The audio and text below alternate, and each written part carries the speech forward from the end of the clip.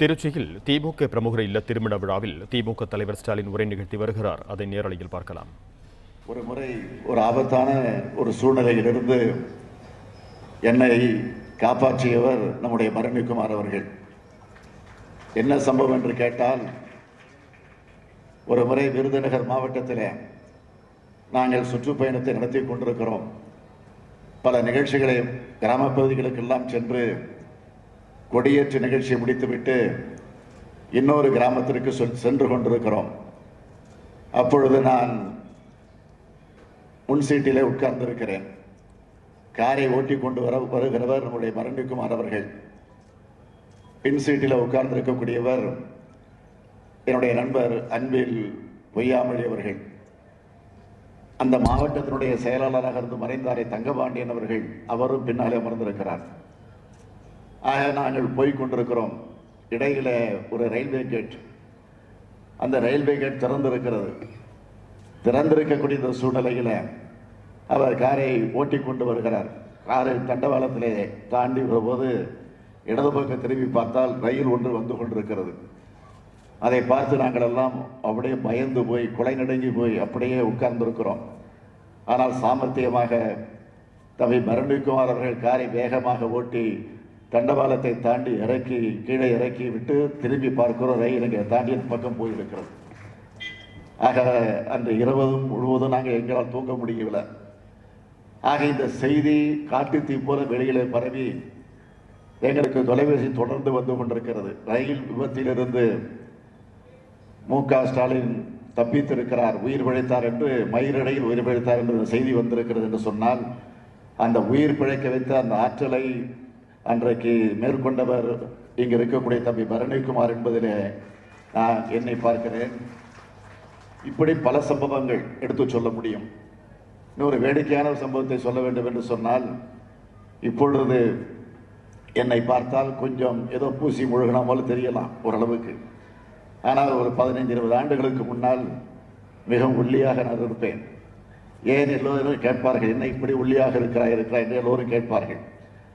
ஆக அந்த நேரத்தில் கிராமமாக நாங்கள் சென்று கொடியேற்றி கொண்டிருக்கிறோம். ஒரு கிராமத்தில் காரை விட்டு இறங்கி கொடியேற்றி கொண்டிருக்கிறேன். என்னோடு பொய்யாமொழியும் இருக்கிறார். காரில் ஓட்டி கொண்டிருக்கக்கூடிய பரணிக்குமார் எப்பொழுதுமே காரை விட்டு இறங்க மாட்டார். ஏனென்றால் கொஞ்சம் அவருக்கு சோர்வு அடிக்கடி வருவது உண்டு. இதை சொல்லுகிற காரணத்தை அவர் கோபித்துக் கொள்ள மாட்டார். பல முறை ஒரு சோம்பேறி என்றுதான் அவரை பலமுறை நான் சொல்லியிருக்கிறேன். எனவே கோபித்துக் கொள்ள மாட்டார். காரிலே அப்படியே உட்கார்ந்து கொண்டிருக்கிறார். அந்த பக்கம் நின்று கொண்டிருக்கக்கூடிய சில தாய்மார்கள் ஏதோ சொல்லியிருக்கிறார். என்ன சொல்லியிருக்கிறார் என்று சொன்னால், பாவம் தலைவர், அவருக்கு வர சாப்பாடெல்லாம் அந்த டிரைவருங்க தின்னுட்டு டிரைவருக்கு கூட்டா இருக்கிறாங்க அப்படின்னு வேடிக்கையாக சொன்னார். சொன்னது எனக்கு தெரியாது, ஆனால் இப்படி சொன்னார்கள் என்று நாங்கள் காரில் வந்ததற்கு பிறகு பரணிக்குமாரே சொல்லுகிறார்.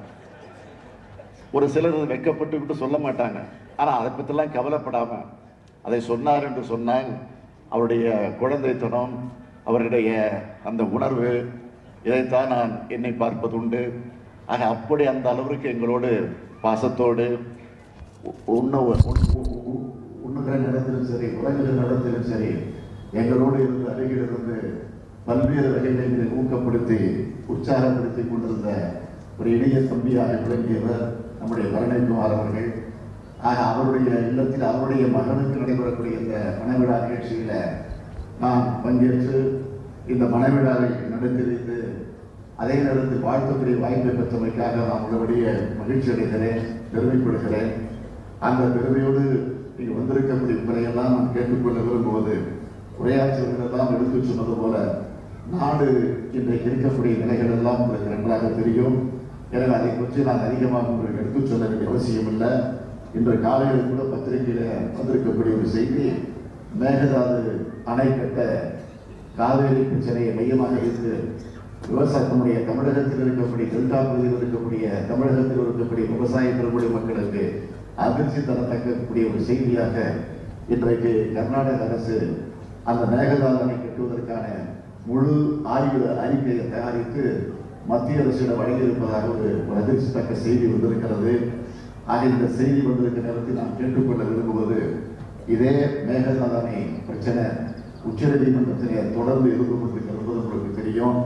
உச்சநீதிமன்றத்தில் இருப்பது மட்டுமல்ல, ஏற்கனவே இது குறித்து மத்திய அரசு உரிய நடவடிக்கை எடுக்க வேண்டும் என்று சொல்லி தமிழகத்தில் இருக்கக்கூடிய ஏறக்குறைய 55 நாடாளுமன்ற உறுப்பினர்கள், அது பார்லிமெண்ட் எம்பியா இருந்தாலும் ராஜ்யசபா எம்பியா இருந்தாலும் ஒட்டுமொத்தமாக 55 எம்பிக்களும் ஒன்று சேர்ந்து கட்சிகளை கடந்து கட்சிக்கு அப்பாற்பட்ட எல்லோரும் ஒன்று சேர்ந்து அத்தனை பேரும் நேரடியாக சென்று பிரதமரிடத்தில் ஏற்கனவே நாம் சொல்லியிருக்கிறோம். உடனடியாக தடுத்து நிறுத்த வேண்டும், அதற்கு அனுமதி தரக்கூடாது என்று சொல்லியிருக்கிறோம். அவர் அதை கேட்டுக் கொண்டிருக்கிறார். ஆனால் இடையில நடந்த சம்பவங்கள் எல்லாம் உங்களுக்கு தெரியும். இடையில கூட 15 நாட்களுக்கு முன்பு தரை போக்குவரத்து துறையுடைய மத்திய அமைச்சராக இருக்கக்கூடிய நிதின் கட்கரி அவர்கள் நாடாளுமன்றத்திலே சொல்லியிருக்கிறார், மத்திய அரசுடைய அனுமதி இல்லாமல் நிச்சயமாக எந்த பணியும் நடக்காது, தமிழ்நாட்டினுடைய அனுமதியை கேட்டுக்கொண்டுதான் நாங்கள் எதையும் செய்வோம் என்று தெளிவாக சொல்லியிருக்கிறார்கள்.